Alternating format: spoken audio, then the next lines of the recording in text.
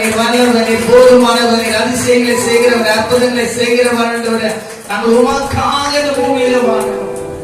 உமோடு நிலைத்திருக்கிறோம். உமக்காய் சாட்சியாய் வாழ ஆண்டவரே. அநேக சாதி சனங்களை சீஷராக ஆண்டவரே, எங்கள் மேல் விழுந்த கடமையை நாங்கள் அந்த ஒரு நாள் மறந்து போக கூடாது ஆண்டவரே. கர்த்தரே, இந்த நாளை ஆசீர்வதித்தார். எதிர்மறையா செயல்படுகிற எல்லா கிரியைகளும் இயேசுவின் நாமத்தினால முறியடிக்கப்படட்டும். எல்லா ஆத்துமா சரீரம் முழுவதும் கிறிஸ்துவுக்குள்ளே ஒரே மனம், ஒரே சிந்தை. ஆண்டவர் ஒருமனப்பட்டவர்களா ஓரிடத்தில் கூடி வந்தார்கள். அவர் கூடியிருந்த இடம் அசைந்தது. இடத்துல ஒரு பெரிதான ஒரு அசை உண்டாகணும். ஆண்டவர் தேவ அக்கினி பலமா இறங்கணும்.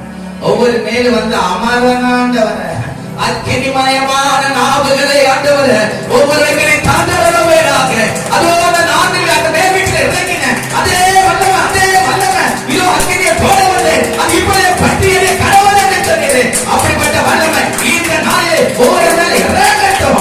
அக்கினி அங்கே ஒவ்வொரு பரிசோதிக்கட்டும். அக்கினி ஒவ்வொரு சுத்திகரிக்கட்டும். ஆண்டவரே, சத்துடைய கிரியைகள் சொட்டரை கட்டும், சொட்டரை கட்டும், சொட்டரை கட்டும். மாம்சத்தில் தோன்றுகிற எல்லா சுசிகளும் சொட்டரைக்கட்டும்.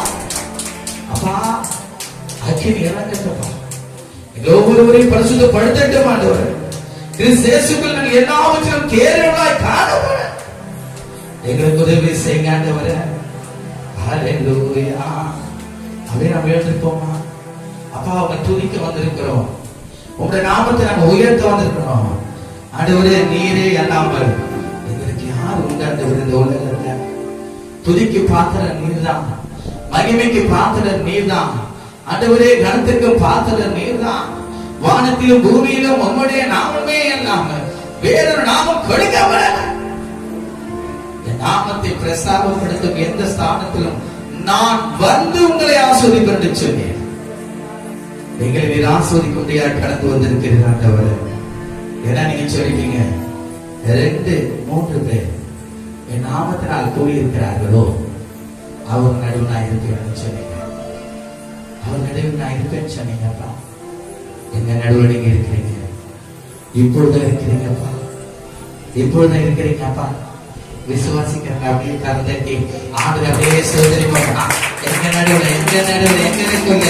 அதுவரை இந்த ஆலயத்துல அதுவரை ஸ்தலத்தினால் விரும்பினபடினாலே இதுல வந்து வாசம் பண்ணுவே. இந்த ஸ்தலத்தில ஏழுக்கு விண்ணப்பங்களுக்கு என் கண்கள் திறந்தவைகளும் செவிகள் கவனித்ததா இருக்கிறது. என் நாளும் என் இதயம் இல்லை. அதுவரை இங்க இருப்பது சொல்லுங்கப்பா. ஏசப்பா, இருக்கிற ஆளுங்க வீணான சிந்தைகளை எங்களுக்கு எடுத்து கொடுங்க. உங்க திடீர் துதிக்க விடாதபடிக்கு தடை பண்ணுகிற கிரியைகள் எல்லாம் மாறட்டுமே. கிறிஸ்துவின் நாமத்தினால் மாறட்டும். எல்லா துர்மார்க்கமான செயல்கள், பேச்சுகள், நடத்தைகள் ரீபா லகா லகா யா துரா நமா ஷா கோ தியா நமா ஓ சுத்திகரிங்க, சுத்திகரிங்கப்பா. ஏனால சிந்தைகள் எல்லாம் மாறட்டும். உலகத்தின் பெருமையான சித்திரிக்க வேண்டாம். உமாத்திரம் சார்ந்து ஜீவிக்கணும். அந்த நாமத்தை உயர்த்தி பாடி துதிக்கணும். உண்மையெல்லாம் யாரு உண்டு, யாரு உண்டு, யாரு உண்டு, யாரு உண்டு, யாரு உண்டு. ஹல்லேலூயா, ஹல்லேலூயா, ஹல்லேலூயா, ஹல்லேலூயா, ஹல்லேலூயா. ஆனந்த களிப்புள்ள உதடுகளால் போற்றி உலகிலே. ஆனந்த களிப்புள்ள உதடுகளால் போற்றி உலகிலே. அது சுவை உணவு உணவு போல்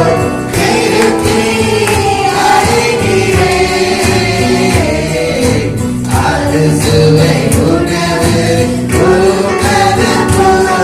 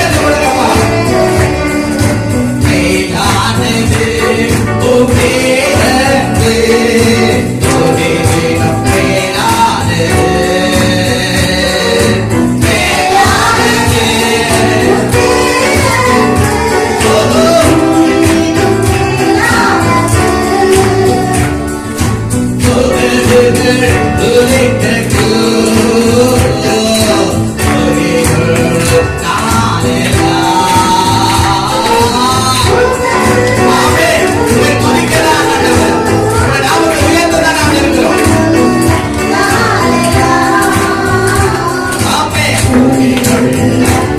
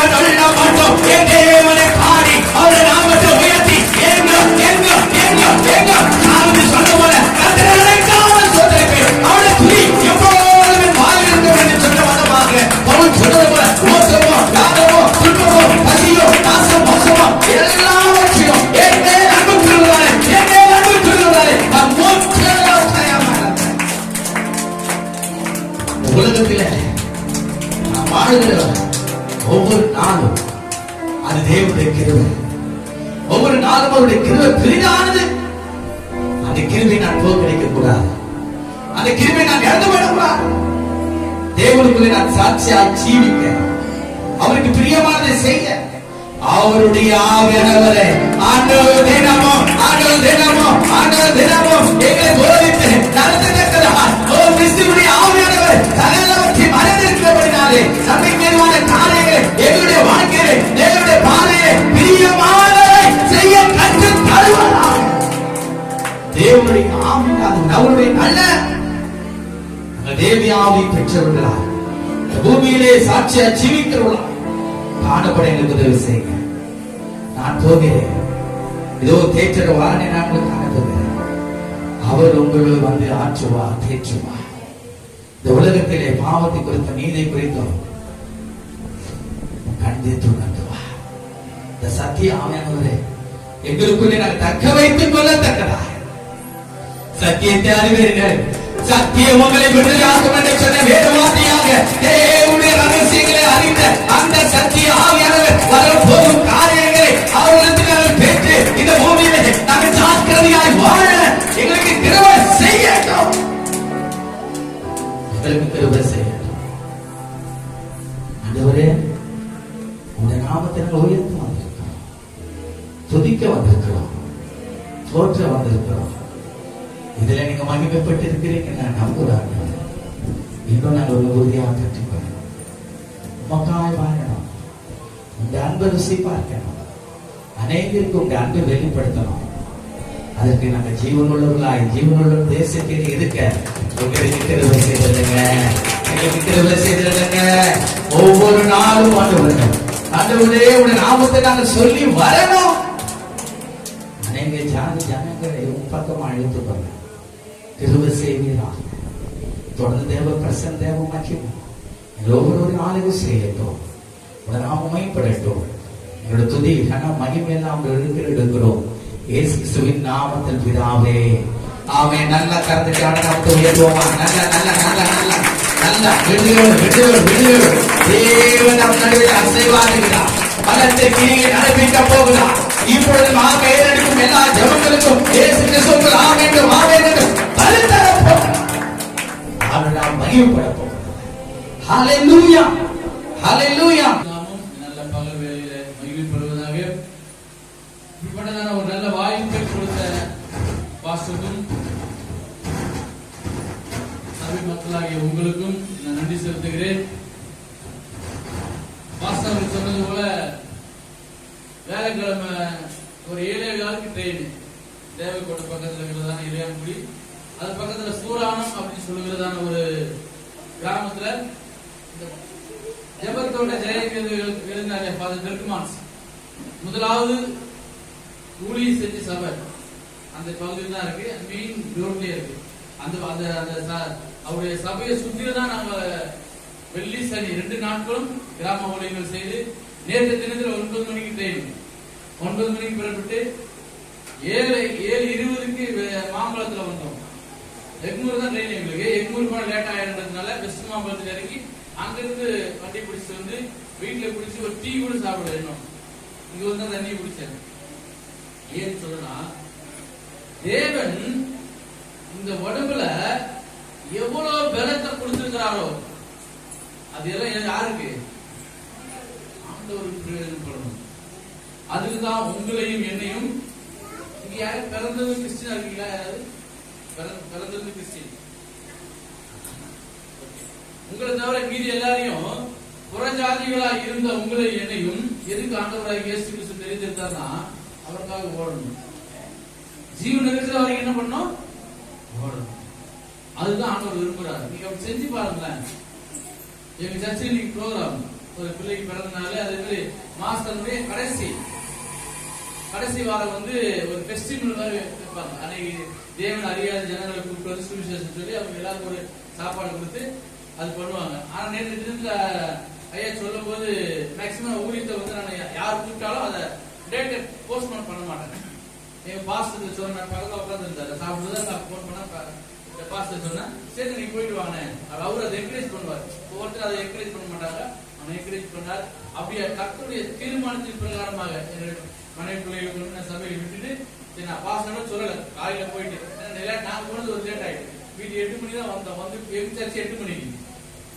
பாஸ்டர் முன்னாடி ஏறி கார்ல வந்துட்டாங்க. கொஞ்சம் லேட்டா நான் போனதுனால அவர்கிட்ட சொல்ல முடியல. ஆனாலும் தேவனாய கருத்தை நீ கொண்டு வந்திருக்கிறாரு. அநேக கலைப்பு தான் நைட்லாம் அது கீழ் பருத்து கொடுத்துட்டாங்க எனக்கு. அதுவா தூக்கி போன இப்படி இப்படி ஆட ஒரு பொட்டு தூக்கம் கிடையாது. நான் அப்பர் பருத்து தான் பருத்து பழக்கம் எனக்கு. சுத்தமா தூக்கமே இல்லை பாருங்க. ஆனா டயர்ட்ல கிடையாது. ஒரு நாள் ஒரு நாள் எடுத்து 2 நாள் நீங்க ஒரு கொஞ்ச நாள் வெயில நின்று பாருங்க. இந்த வெயில கொஞ்ச நாள் சொல்லுங்க. காலையில 9 மணிக்கு ஆரம்பிச்சா 2 மணி தான் முடிப்பாரு. அந்த 2 மணி வரைக்கும் நாங்க சும்மா நிழல்ல 6 மணிக்கு மாடிக்கிறது 30-15 பேர் போவோம். நிழல்ல ஒதுங்கவே கூடாது. அடிக்கிற வெயில் அவர் கூடவே நிற்கணும். எந்த ஸ்டாண்ட் போட்டாலும் கத்திர சித்தமானால எங்களுடைய ஊழிய டைப்புல நாங்க உங்க பகுதியில சொல்றோம். அப்படி பண்ணுவோம் நாங்க. சும்மா சாதாரண டாக்ஸ் கிடையாது. ரோட்ல நின்று எவ்வளவு வெயிலா இருந்தா மணிக்கணக்கு ஆடும். வேறு வேலை ஊத்து தண்ணி எல்லாம் ஜீவன் போனாலும் அவருக்காகத்தான் கண்ணில முன்னாள் துணிந்து தூக்கி நீரே பெரியவனாக்கி நீரே உமது காருண்யத்தா குனிந்து தூக்கி நீரே குனிந்து தூக்கி நீரே பெரியவனாக்கி நீரே உமது காருண்யத்தால் குனிந்து தூக்கி நீரே எனது விளக்கு எரிய செய்தி இருளை பகலாக்கி எனது விளக்கை எரிய செய்தி இருளை பகலாக்கி எரிந்து கொண்டிருப்பே எப்போதும் உமக்காய் என் ஜீவன் பிரியும் வரை எரிந்து கொண்டிருப்பேன் எப்போதும் உமக்காய் என் ஜீவன் பிரியும் வரை எரிந்து கொண்டே இருப்பேன் எப்போதுமே உமக்காய் என் ஜீவன் பிரியும் வரை எரிந்து கொண்டே இருப்பேன்.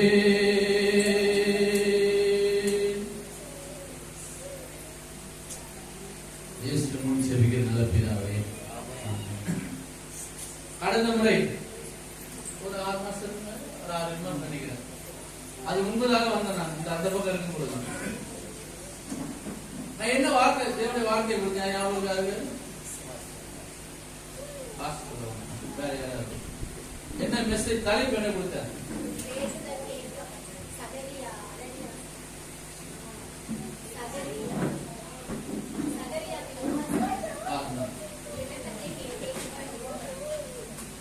வேற யார் சொல்றா? இப்ப சொல்லக்கூடாது. நான் சொல்லிட்டாங்கல்ல. கை தட்டு பாப்போம். நீ கொடுத்தீங்க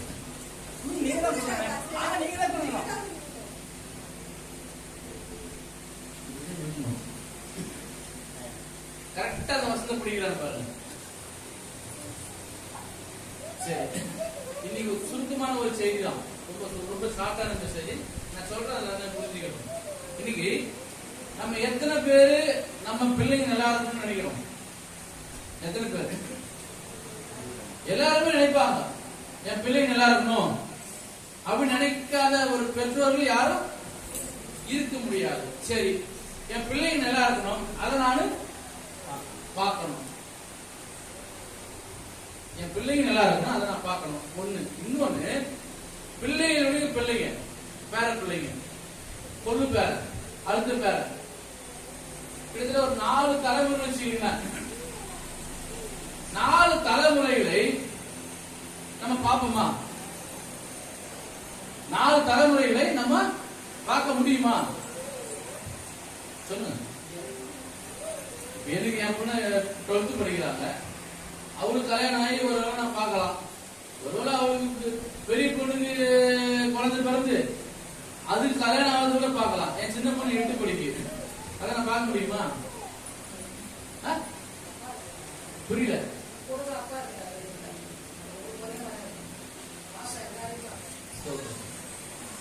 அப்போ இந்த விசுவாசம் தான் உங்களுக்கும் எனக்கும் வேணும்.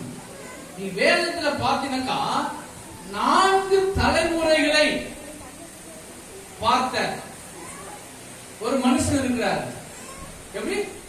4 தலைமுறைகளை பார்த்த ஒரு மனுஷன் இருக்கிறார். நீ வேதத்துல பாத்தீங்கன்னா யோபு எழுதின யோபுவின் புஸ்தகம் லாஸ்ட் அதிகாரம் நினைக்கிறேன்.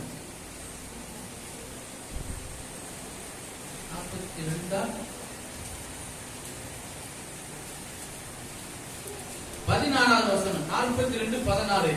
இதற்கு பின்பு யோபு 140 வருஷம் உயிரோடு இருந்து 4 தலைமுறையாக தன் பிள்ளைகளையும் தன் பிள்ளைகளின் பிள்ளைகளையும் கண்டான்.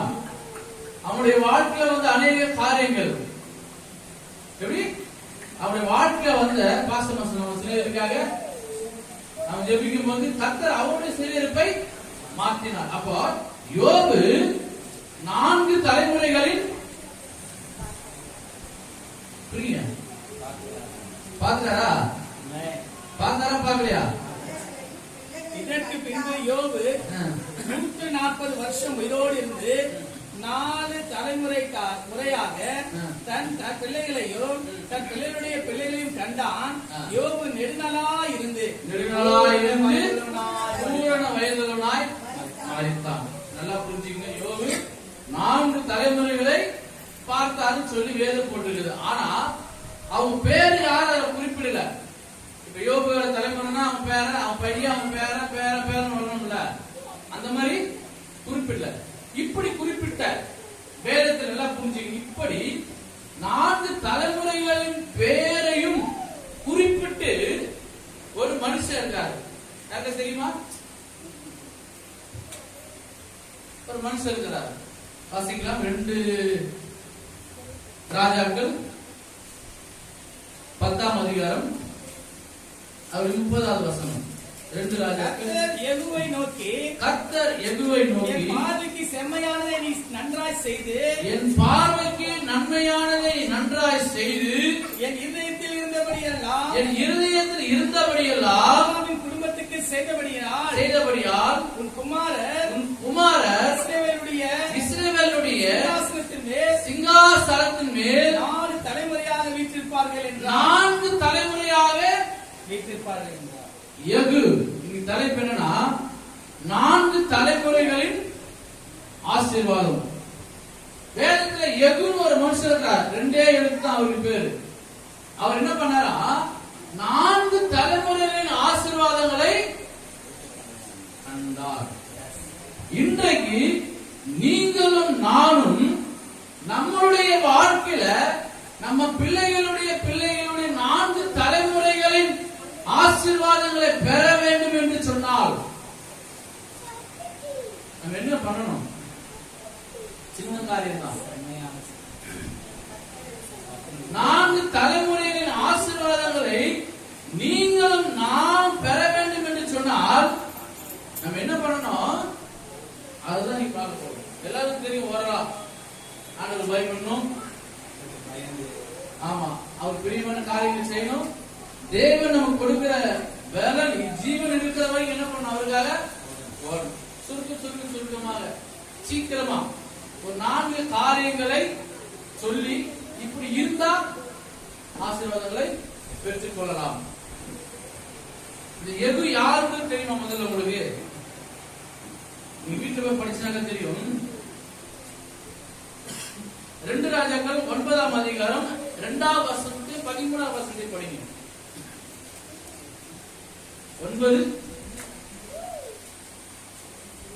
நீ அங்கே சேர்ந்தபோது நிம்சியின் மகனான யோசபாத்தின் குமாரன் யெகூ எங்கே இருக்கிறான் என்று பார்த்து அங்கே உட்பிரவேசித்து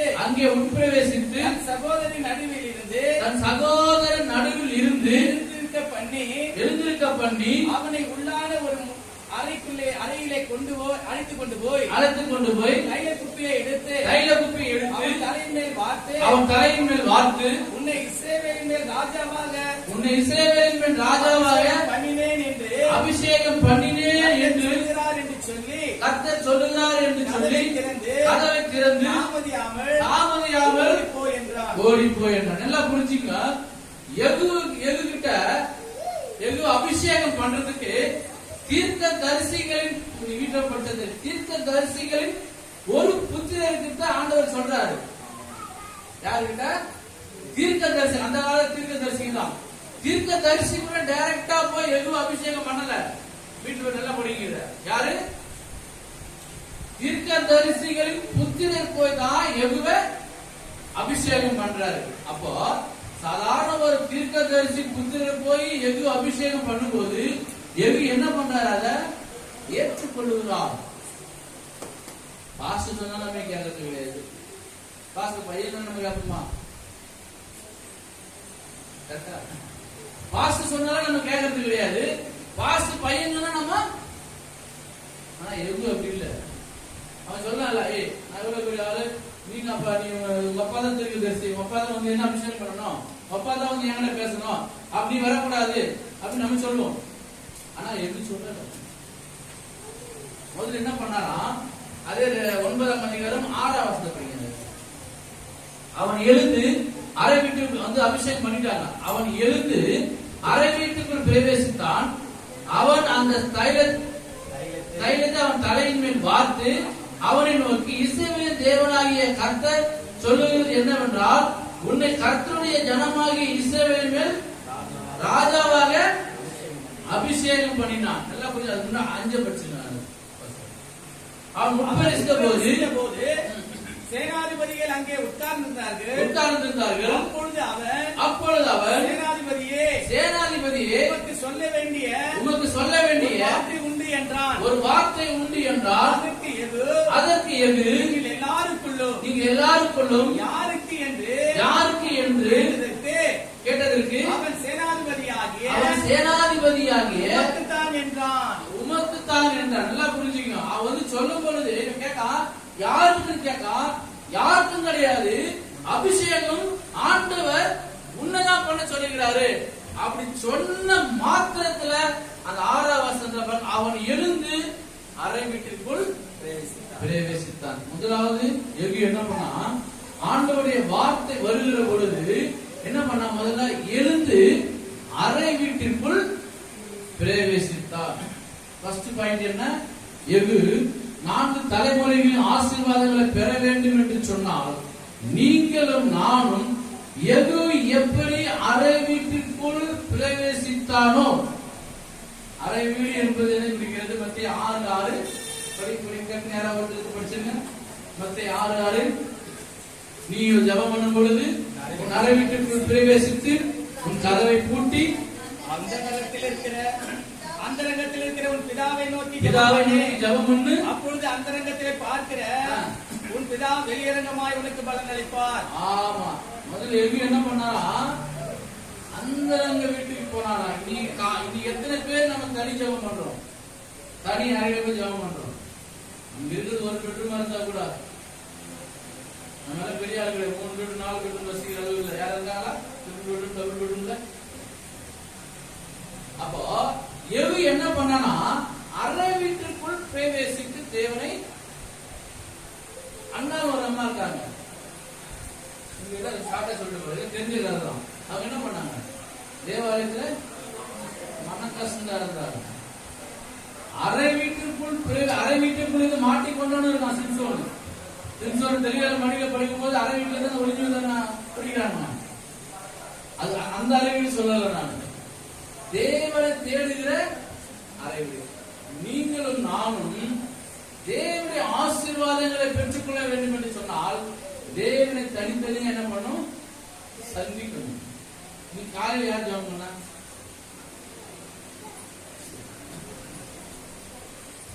அப்போ ஒரு மனுஷன் ஆசீர்வாதங்களை பெற்றுக்கொள்ள வேண்டும் என்று சொன்னால் என்ன பண்ணணும்? ஜெபம் ரொம்ப அவசியம். தானியேலுக்கு முன்பாக அந்த எல்லா ஜனங்களும் என்ன பண்ணிட்டாங்க? இந்த மந்திரிமார்கள் எல்லாம் என்ன பண்ணிட்டாங்க? தானியேல் எப்படியாவது தூக்கிடணும், எப்படியாவது அவனை பண்ணிடணும்னு சொல்லிட்டு என்ன பண்ணாங்க? ராஜாவுடைய கையினாலே கட்டளை வாங்கி அவன் ஜெபம் பண்ணக்கூடாதுன்னு தீர்மானம் பண்ணாங்க. அவன் சும்மா இருந்தானா? என்ன பண்ணான்? எப்பொழுதும் வழக்கமாய் அவனுங்களை போய் 6:10 தானியேல் 6:10 எப்பொழுது அவன் ஜெபம் பண்ற மாதிரி பலகணிக்கு நேராக கரங்களை ஏறெடுத்து வானத்தை நோக்கி ஜெபம் பண்ணான். தானியேலோ என்றால் அந்த பத்திரத்துக்கு கையெழுத்து வைக்கப்பட்டது என்று அறிந்த போதிலும் தன் வீட்டுக்குள்ளே போய் தன் மேல் அறையிலே எருசலேமுக்கு நேராக பலகணிகள் திறந்திருக்க அங்கே தான் முன் செய்து வந்தபடியே தினம் 3 வேளையும் தன் தேவனுக்கு முன்பாக முழங்கால் படியிட்டு ஜெபம் பண்ணி ஸ்தோத்திரம் எழுதினான். அப்படி பண்ணும் பொழுது யாரு எதிரடியா நின்னாங்களோ நல்லா புரிஞ்சுக்கணும். ராஜா ஒரு இல்லாம கையெழுத்து போட வேண்டிய சூழ்நிலை ஆயிட்டு. ஆனா அதே ராஜா சிங்கிகள் என்ன சொல்றாரு? தானியேலே நீ ஆராதிக்கிற தேவன் உன்னை. அப்ப ஜெபம் ஒரு மனுஷனை எப்படி மாற்றுது பாருங்க. ஒரு காரியங்களை அவன் ஜீவனே போகக்கூடிய ஒரு சூழ்நிலை இருந்தாலும் அந்த ஜெபம் என்ன பண்ணான? பாதுகாக்கும். இதுதான் எது என்ன பண்ணாரு? அறை வீட்டுக்குள் சொல்லி அவன் சொன்ன பொழுது தாமதியாமல் அறை வீட்டுக்குள் போய் தேவனை தேடினார். 2வது காரியம் அதே 9ஆம் அதிகாரம் 14ஆம் வசனம். 2 ராஜாக்கள் 9:14. அப்படியே யோசபாத்தின் குமாரன் யெகூ யோராமுக்கு விரோதமாக கட்டுப்பாடு பண்ணினான். யோராமோ எல்லாரோடும் கூட கீலேயாத்தில் உள்ள ராமத்தில் சீரியாவின் ராஜாவாகிய அசங்கேலை நிமித்தம் காவல். ஃபர்ஸ்ட் என்ன பண்ணா? யெகூ அறை வீட்டுக்குள் பிரவேசித்தான். 2வது என்ன பண்றான்? யோராமுக்கு விரோதமாக கட்டுப்பாடு பண்ணினாங்க. யோராம் யார்னா? எசபேலின் மகன். நல்லா புரிஞ்சுக்கணும். வேதம் நல்லா படிச்சவங்களுக்கு இந்த கதை ரொம்ப ஈஸியா புரியும். தேவனை அறியாத, தேவ ஜனங்களை துன்பப்படுத்துகிற, தேவ ஜனங்களை எப்படியாவது அழிக்க வேண்டும் என்று நினைத்துகிற அழிக்கிற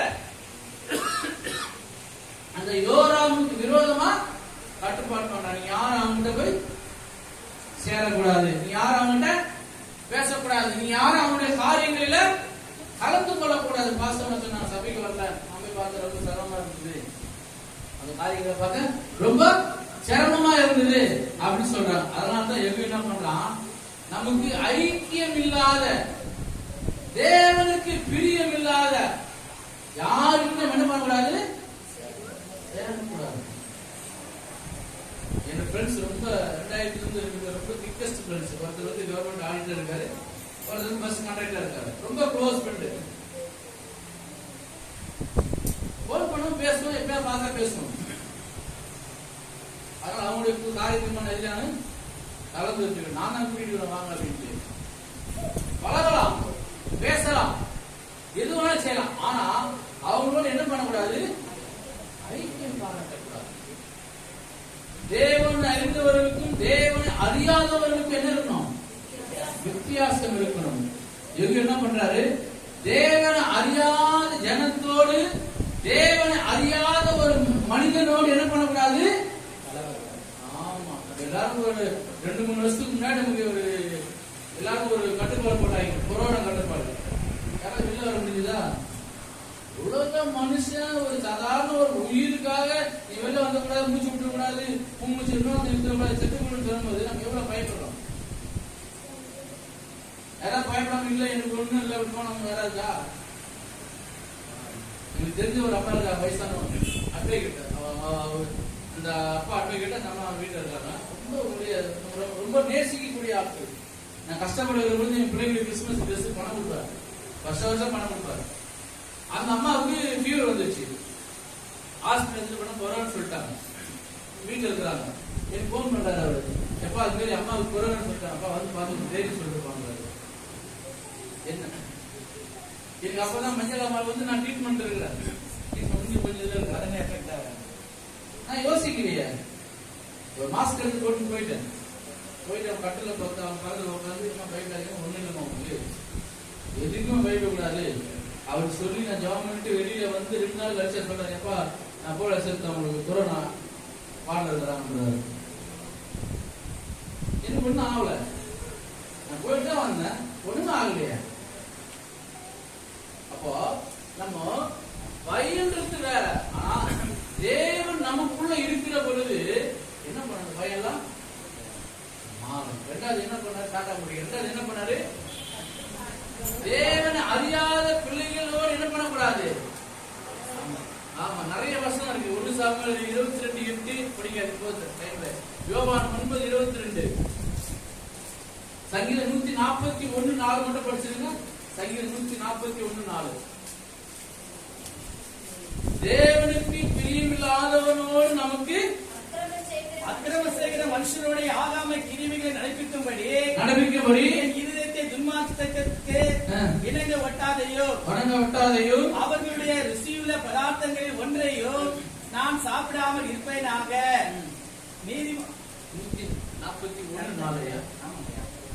அக்கிரமம் செய்கிற மனுஷருடைய ஆகாமிய கிரியைகளை நடப்பிக்கும்படி இருதயத்தை துன்மார்க்கத்துக்கு இணங்க ஒட்டாதையோ அவனுடைய ருசியுள்ள பதார்த்தங்களே ஒன்றையும் நான் சாப்பிடாமல் இருப்பேனாக. சாப்பிட மாட்டேன்.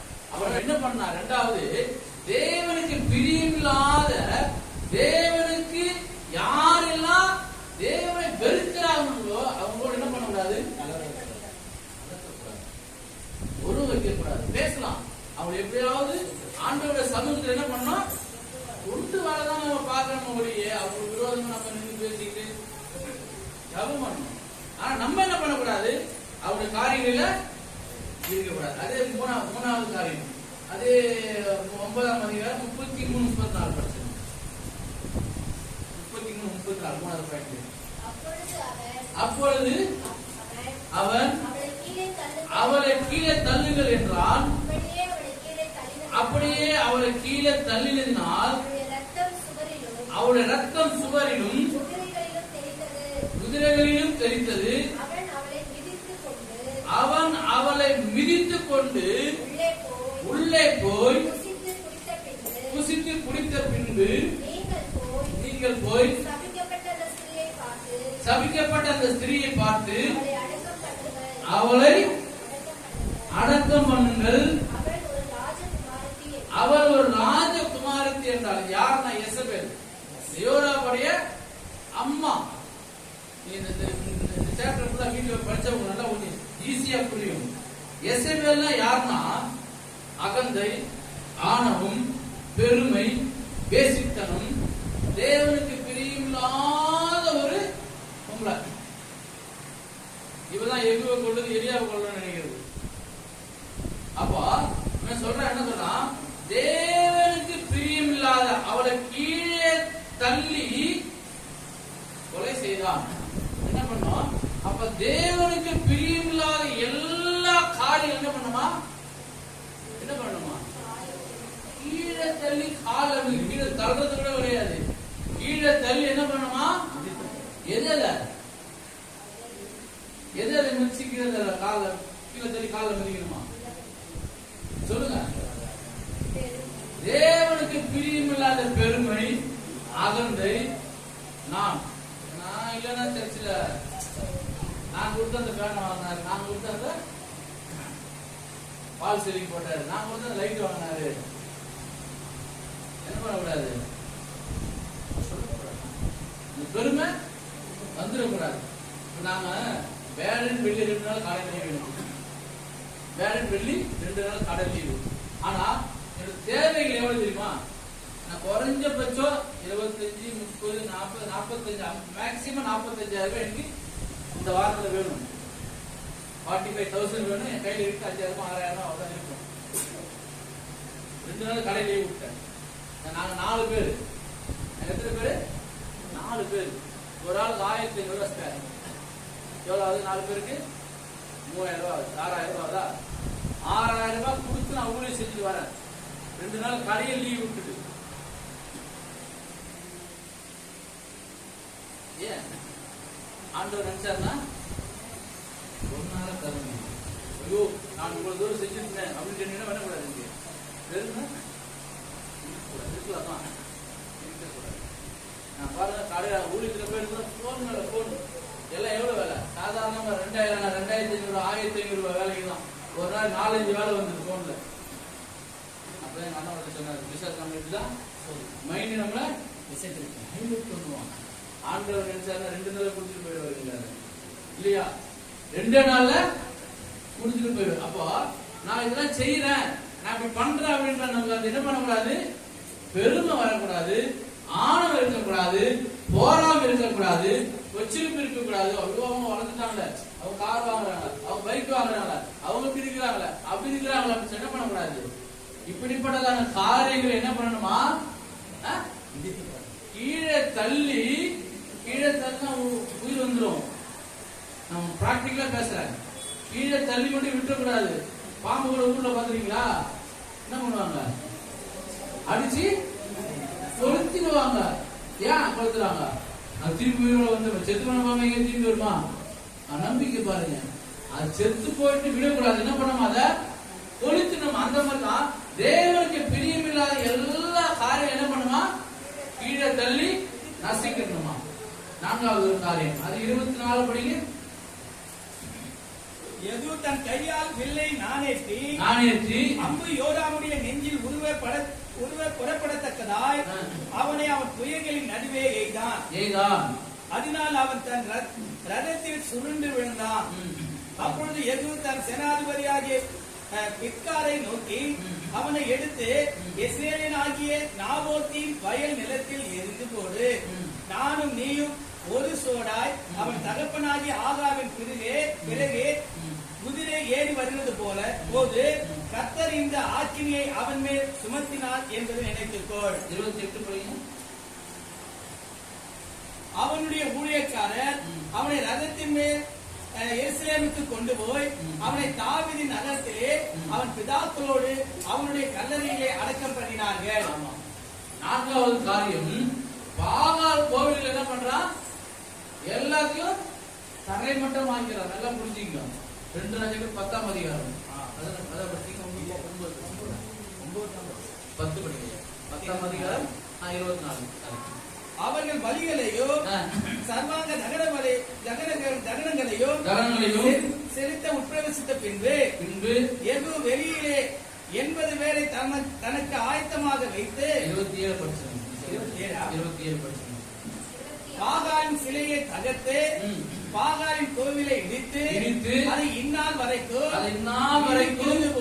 இருக்கிறது போல மலஜாதி இடமாக்கினான்.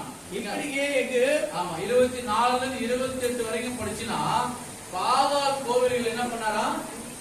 அழிச்சிட்டாங்க. பாகால்னா என்ன? தேவனுக்கு பிரியமில்லாத காரியங்கள். அங்க என்ன பண்ணாரு? கீழே தள்ளி மிதிச்சாரு. கீழே தள்ளி மிதிக்கிறது கூட கிடையாது. என்ன பண்ணுமா? அரை மட்டும் ஆக்கிடணுமா? தேவனுக்கு பிரியமில்லாத எல்லா காரியங்களும், எந்தெந்த காரியம் நமக்கு முன்னாடி எழுப்பி நிற்கிறதோ அவன் எல்லாருக்கும் என்ன பண்ணா? உடைக்கணும். உடைச்சு தரமட்டம் ஆக்கணும். அது எதா இருக்கணும்? தேவனுக்கு பிரியமில்லாத எல்லா காரியங்களும் என்ன பண்ணுமா? உடைச்சு தரமட்டம் ஆக்கணும். அது 1 ராஜாக்கள் 11ஆம் அதிகாரம் 29ஆம் வசனம் ஒரு பாருங்க, படிக்க வேண்டாம். அப்போ முதலாவது என்ன சொன்ன? முதலாவது அறை வீட்டுக்குள் பிரவேசித்தால். 2வது தேவனுக்கு பிரியமில்லாதவர்களோடு என்ன பண்ணக்கூடாது? ஐக்கியம் பாராட்டக்கூடாதுன்னு சொல்லிட்டு கட்டுப்பாடு பண்ணா. 3வது தேவனுக்கு பிரியமில்லாத எல்லா காரியங்களையும் கீழே தள்ளி மிதித்து போட்டா. 4வது காரியம், தேவனுக்கு பிரியமில்லாத தேவன் விரும்பாத எல்லா காரியங்களையும் உடைத்து தரைமட்டமாக்கினான். 4 காரியம் தான் சொல்லுகிறேன், ரொம்ப சிம்பிளான காரியம் தான். இந்த 4 காரியங்களையும் யெகூ தன்னுடைய வாழ்க்கையில செய்ததினால் என்ன பண்ணா, 4 தலைமுறைகள் சொன்ன இல்லையா, வாசிக்கலாம். அதை உங்களுக்கு காட்டி கொடுத்துறேன். 2 ராஜாக்கள் 10ஆம் அதிகாரம் 35 படிங்க. ஒவ்வொருத்தர் எடுத்து படிச்சிடணும். ஒருத்தர் வந்து 2 ராஜாக்கள் 10:35 ஒருத்தர் எடுத்து வச்சுங்க. ஒருத்தர் வந்து 13:25. யெகூ தன் பிதாக்களுடைய நித்திரை அடைந்த பின் யெகூ தன் பிதாக்களுடைய நித்திரை அடைந்த பின் அவனை சமாரியாவில் அடக்கம் பண்ணினார்கள். அவனை சமாரியாவில் அடக்கம் பண்ணினார்கள். அவன் ஸ்தானத்தில் அவன் குமாரனாகிய யோவாகாஸ் ராஜாவானான். அவன் குமாரனாகிய யோவாகாஸ் ராஜாவானான். இது யாரு? முதல்ல. இரண்டாவது படிங்க 13:25. 13:25 2 ராஜாக்கள். யோவாகாசின் குமாரனாகிய யோவாஸ். ஆமா, இரண்டாவது யாரு? யோவாஸ். மூன்றாவது 14ஆம் அதிகாரம் 16 படிங்க. 14:16. யோவாஸ் தன் பிதாக்களுடன் நித்திரை அடைந்த பின் சமாரியாவில் இஸ்ரவேலின் ராஜாக்கள் இடையே அடக்கம் பண்ணப்பட்டான். அவன் குமாரனாகிய யெரொபெயாம் அவன் ஸ்தானத்தில் ராஜாவானான். இவர் யாரு? மூன்றாவது. நான்காவது 14ஆம் அதிகாரம் 29 படிங்க. 14:29 கோட்டிங். யெரொபெயாம் இஸ்ரவேலின் ராஜாவாகிய தன் பிதாக்களுடன் நித்திரை அடைந்த பின் யெரொபெயாம் நித்திரை அடைந்த பின் அவன் குமாரனாகிய சகரியா அவன் ஸ்தானத்தில் ராஜாவானான். ஆமா, 4 வந்துச்சா? யோவாஸ், ஃபர்ஸ்ட் யோவாகாஸ், இரண்டாவது யோவாஸ், மூணாவது யெரொபெயாம், நான்காவது ஆமா கரெக்டா வந்துச்சு. அது 4 பேரு. அப்போ நீங்களும் நானும் தேவனுக்கு ஆசீர்வாதங்களை பெற்றுக்கொள்ள வேண்டும் என்று சொன்னால் யெகூ தன்னுடைய வாழ்க்கையில் எதை செய்தானோ அது என்ன பண்ணணும்? அட்லீஸ்ட் செய்யணும். நம்ம செஞ்சுட்டா இப்ப இருக்கிற ஆசீர்வாதம் இல்ல, ரொம்ப பெரிய ஆசீர்வாதம். சாதாரணமா என் கடைக்கு பின்னாடி வச்சிருந்தாங்க, சாதாரண ஆளுதான். இது 1000 கூலக்காயில செஞ்சு கூலக்காயில வேலை மாசம் பெரிய ஃபேக்டரி வச்சுக்கிறாங்க. கடைக்கு பின்னாடி பெரிய ஆபீஸ் கருத்து அது போல உங்க ஜபம் ஆண்டவர் விட்டக்கூடாது. நாங்களாம் ஒண்ணுமே இல்லை. சாட்சி கேட்டு நினைக்கிறேன். ₹1 கூட கிடையாது. ₹1 ரேஷன் அரிசி கூட எனக்கு வாங்கி சாப்பிடுறதுக்கா காலங்கள் இல்லை. ஆனா தேவனுக்கு இல்லை.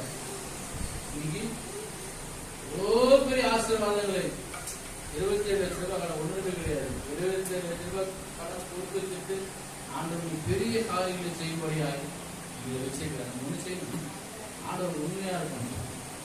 ஆண்டவருக்கு உண்மையா இருக்கணும். நான் ஒரு காரியத்தை சொல்லணும், அது பாஸ்டர் பர்மிஷன் சொல்றேன். ஆண்டவருக்கு சொல்றேன், ஏவப்பாடலாம் சொல்றேன். யாரையும் தவறா புரிஞ்சிக்க வேண்டாம். என்ன இவர் சொல்றாரு, விசதி கொடுத்துறாரு, இவர் போக வேண்டியது அப்படின்னு யாரும் யோசிக்க வேண்டாம். தேவன் இந்த காரியத்தை சொல்லுன்னு சொல்றதுனால நான் சொல்றேன். கஷ்டமாக கண்டிப்பா கொடுக்கணும். முன்பாக நம்ம செய்கிற காரியங்கள் இல்லை, எல்லாவற்றிலும் உண்மையா இருக்கும். எல்லாவற்றிலும் உண்மையா இருக்கும் பொழுது நம்ம வேண்டுவதற்கும் விரும்புவதற்கும் அதிகமா என்ன பண்ணுவார் ஆண்டவர் செய்வார். கண் பெறுவார். 4 காரியம் சொல்லியிருக்கிறேன். பெரிய சப்ஜெக்ட், பெரிய சப்ஜெக்ட். ஒவ்வொரு சப்ஜெக்டும் ரொம்ப டீப்பா எடுத்து பேசலாம். சமயங்கள உங்களுக்கு அந்த ஸ்டோரி புரிஞ்சிருக்கு, நான் சொன்ன காரியங்கள் உங்களுக்கு தெரிஞ்சிருக்கு நான் விசுவாசிக்கிறேன். ஆமா, முதல்ல என்ன பண்ணா அறைவீட்டுக்குள் பிரவேசிக்கணும். 2வது தேவனுக்கு பிரியமில்லாதவர்களோடு என்ன பண்ணக்கூடாது, சேரக்கூடாது. 3வது தேவனுக்கு பிரியமில்லாத காரியத்தை என்ன பண்ணா கீழே தள்ளி காலில் வச்சிடணும். 4வது காலில் மிச்சோட வச்சுடுவான். அதனால என்ன பண்ணா உடைச்சி தரைமட்டமாக்கணும். 4 காரியங்களும் நீங்கள் உங்களுடைய வாழ்க்கையை செய்வீர்கள் சொன்னால் அங்கே எவ்வளவு யெகூ எப்படி அவருடைய ஆசீர்வாதத்தை பெற்றுக் கொண்டானோ அதுபோல நீங்களும் நானும் ஆசீர்வாதத்தை பெற்றுக் கொள்வோம். கண்களை மூடி ஹல்லேலூயா ஹல்லேலூயா ஹல்லேலூயா ஹல்லேலூயா. துணிந்து தூக்கினீரே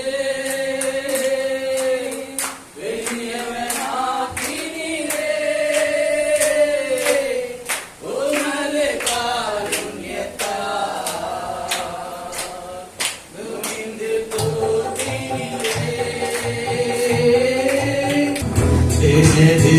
எடுத்து எரிய செய்தே இருளை நிலநாக்கினே.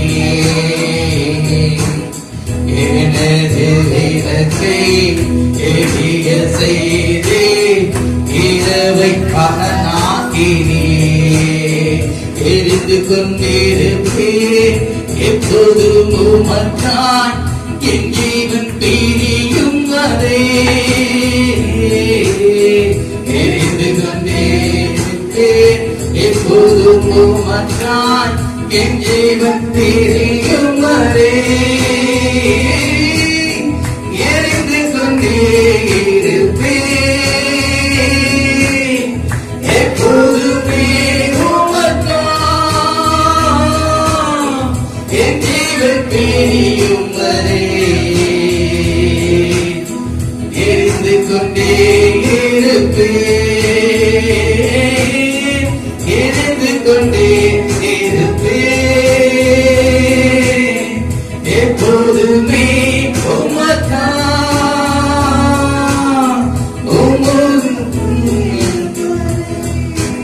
எஸ் ஹல்லேலூயா. எரிந்து கொண்டே இருப்பேன்.